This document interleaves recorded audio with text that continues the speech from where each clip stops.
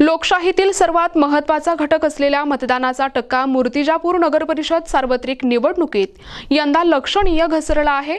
तब्बल 14,217 मतदारांनी मतदानाला दांडी मारल्याची गांभीर्यजनक बाब समोर आली आहे।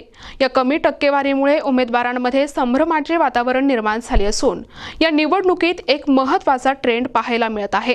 तो म्हणजे पुरुषांपेक्षा महिला मतदारांचे प्रमाण अधिक असणे। त्यामुळे या निवडणुकीतील लाडक्या बहिणींचा वाढलेला टक्का नेमका कुणाच्या पारड्यात पडणार याकडे आता संपूर्ण शहराचे लक्ष लागले आहे।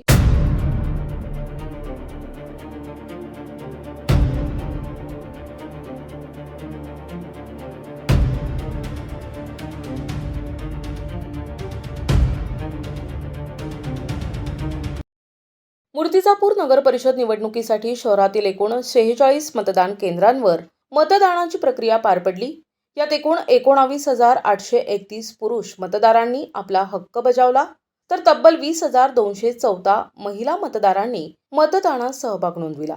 महिला मतदारांनी दाखवलेला हा उत्साह पाहता अलीकडेच पार पडलेल्या महाराष्ट्र असो अथवा बिहारच्या निवडणुकीप्रमाणेच मूर्तिजापूरमध्येही लाडक्या बहिणींची भूमिका महत्त्वाकांक्षी ठरण्याची शक्यता आहे। त्यामुळे सर्वच प्रमुख पक्षांनी महिला मतदारांवर विशेष लक्ष केंद्रित केलं होतं। या निवडणुकीत महायुती आणि महाविकास आघाडीतील घटक पक्षात मतांचे विभाजन झाले आहे। त्यामुळे मतांच्या या विभाजनाचा फटका नेमका कोणत्या पक्षाला बसतो, शिवाय हे वाढलेले महिला मतदान विरोधकांच्या पारड्यात पडते की सत्ताधाऱ्यांच्या, हे पाहणं महत्त्वाचं ठरणार आहे। कमी झालेले मतदान आणि वाढलेला महिला मतदारांचा सहभाग यामुळे निवडणुकीचा निकाल काय लागतो याची उत्कंठा शहरात वाढली आहे।